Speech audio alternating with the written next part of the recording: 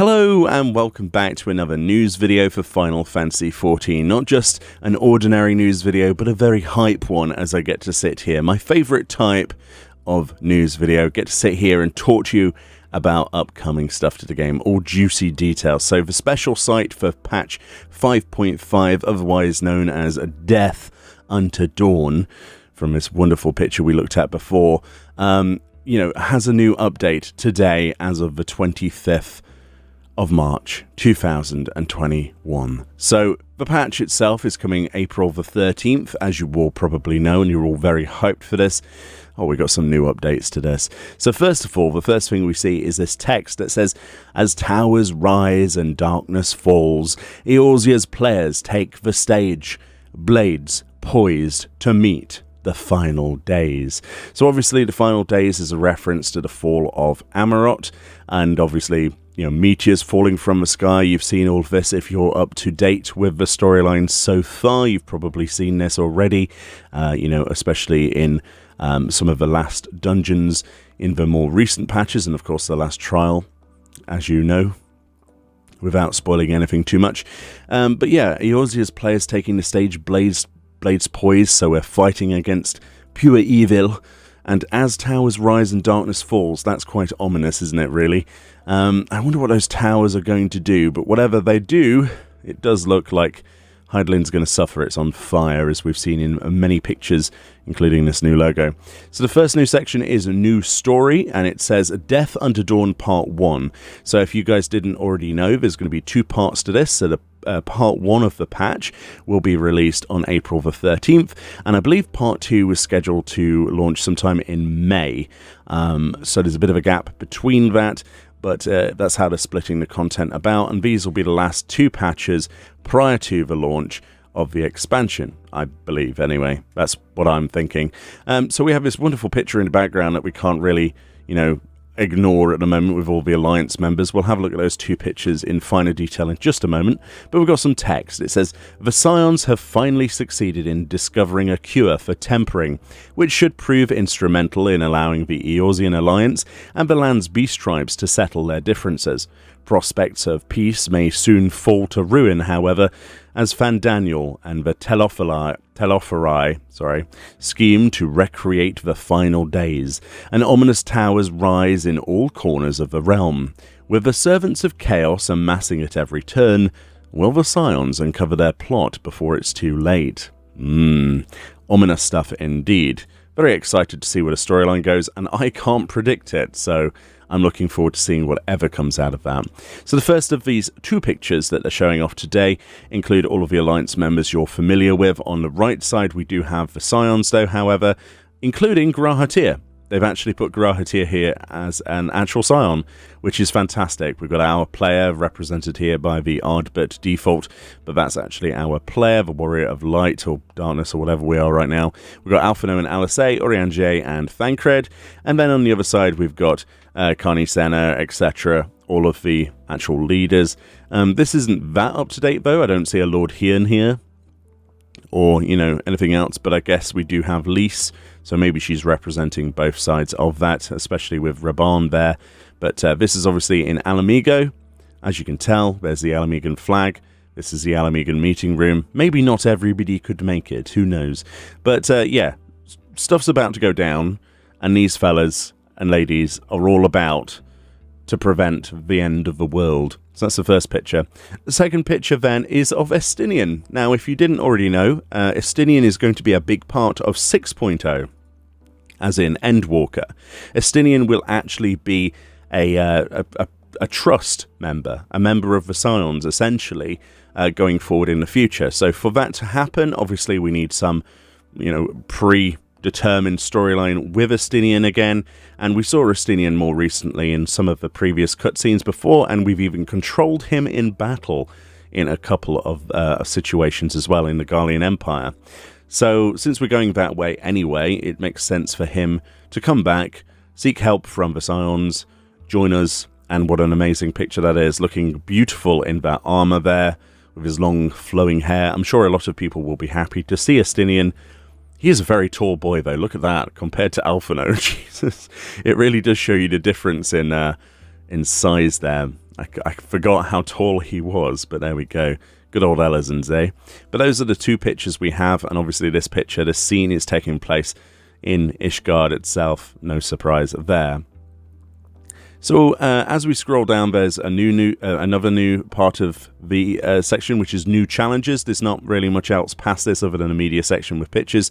The new challenges then say, Pagelfarn. I hope I've not, pronounced that badly. This is the new dungeon, right? The new dungeon of 5.5, story mode dungeon. It says, though the herding of livestock keeps the nomadic Amalja constantly on the move across the sweeping plains of Pagelfarn, the permanent settlement of Zulm-Ark offers respite for the weary and a venue for gatherings, both political and social. Yet without intervention, it may not long be so. Sorry about that, I butchered that a little bit. But there we go, we've got 3 pictures. First of all, this is what Pagelfarn looks like. If you want to know where this is, go do the Amalja Beast Tribe area, and on the map, just to the, let's say, west of the Zagoli Desert, you can actually see this tower in the distance, and there is actually all this ruined encampment on fire in bits and pieces you could just about see the tops of. So that's where that is. That's where this is located. And of course, the last cutscene we saw did sort of feature references to this place, I believe, with these tents.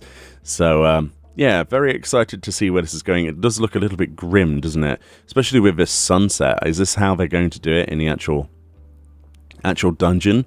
This is going to be quite fun. I'm looking forward to that, especially with the idea of silhouetted monsters. So the second picture then is, this is definitely a boss, I would imagine. I don't think this is going to be just a regular mob. What is that? It looks like a dragon Kowal thing. That is a beautiful monster. Correct me if I'm wrong, but I've not seen that model in the game before. How beautiful is that? That is fantastic. I don't recognize it straight away, and maybe some of you do. Lightning-based monster. This looks really cool, and this looks like the Katana Ravel gear that they're wearing. Maybe like a redesign of that or something. A little bit tribal. This set here I don't recognize at all with the horned helmet. This is probably the dungeon gear then. It's got a little bit of that sort of Katana Ravel feeling to it, but it's obviously, focused around the beast tribe, so that makes sense. Lovely weapons. Look at those. They look fantastic. Are those dancer weapons? Like, not complete chakrams. That's awesome. I really like that. And in the background, we've got a samurai as well, which I can't really see, but it looks like a scaled skirt. Read into that image as much as you possibly want, guys. Probably pause it or go on the website yourself and have a look at this. That's some cool looking gear. This is where I forget that this gear is already in the game and somebody goes, no, Meoni, this is actually the something gear, but I don't know. I've not seen it before. These braids are new. Not seen these on the back of a... It's definitely new gear, I think, from the dungeon. Beautiful boss, though. Absolutely gorgeous. And then the other image, here we go, is actually of the dungeon gear. I wish I'd clicked ahead now, prior to recording this. First impressions, I like the one on the left. That kind of reminds me of just making you look like an Amalja. That should be then, if we go to the... Oh, that's the tanking set then. So that's fending. Oh, I'm really jealous of the tanks. Those look amazing. Look at that helm. That's really cool. Of course, I don't know if it's going to be dyeable or not. But yeah, for some reason this Lalafell kind of looks like the Lich King with that helmet from World of Warcraft. But yeah, I don't know. Do I like these sets? They do remind me very sort of Katana Ravel, but I like those Beast Tribe feet here. Presumably this is the melee. Right, Lancer, obviously, maiming and striking probably. This is probably aiming, at a guess. And this might be the caster stuff. It definitely looks that way. Hopefully the healer one is this, because those boots are gorgeous. Those, not my cup of tea. So it's tribal related gear. I don't think it's necessarily the worst looking gear we've seen. Some people might disagree. I especially like some of these helms, actually. Those two are... That's really cool, actually, isn't it? Look at that with the... What do you call those around the neck? That's sort of like tribal thing with the metal coils. That looks cool. I like that. I'd probably... And the little horns. I've just noticed those ivory horns. Beautiful. Absolutely beautiful. Well, I can't wait, really. But I will be definitely trying to get all of these sets as soon as possible for a video when it goes live, and I'm sure we'll be making glamour creations with them. Awesome stuff. So that's the 3 images for Pageltharn, which I probably pronounce horribly. And the last bit is Chronicles of a New Era, sort of a Sorrow of Wurlit. It says, with adamantine armor and a beating, blood-red core, the diamond weapon is the culmination of countless sacrifices and untold suffering. When the ultimate triumph of the 7th Legion's monstrous weapon project descends upon Wurlit, who will be saved and who shall fall? That kind of reminds me of Transformers. One shall rise and one shall fall. There we go. We've got 2 images here. First of all, fantastic looking diamond weapon. Oh, it kind of looks a little bit small there, but that is nice. I think diamond should probably look a little bit bigger than that, but hey ho, it's nice.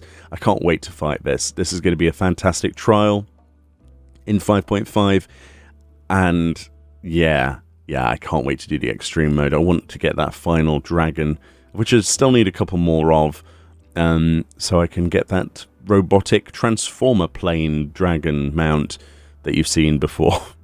So the second image is of Gaius looking very angry and a little bit dirty. He's like, no, this is bad. I can't save everyone, sort of situation. And that's it. That's pretty much it. There's not really much else to take from this, other than it's going to be awesome. So there we go. That's pretty much the new updates to the special site. At the bottom, of course, we have what we read last time, the details of patch 5.5 itself.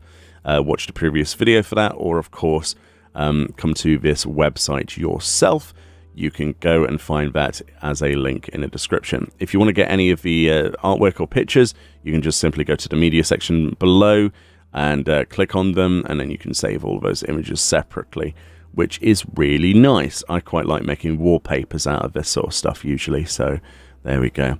Let me know what you think. What is the highlight so far of 5.5 that you know about? There's a ton of stuff coming, and I'm sure there'll be lots of updates coming to the special site very shortly. I'm very excited about the main storyline, and especially Pageltharn. That looks awesome, and the new gear is up my alley. I'm not 100% sold on the chess pieces, but bits and pieces of that gear I would love to have. And the tank set looks awesome. You can't deny that. It's just brilliant. I love that mask, and the chest is cool. Anyway, let me know what you think, and I'll see you all next time.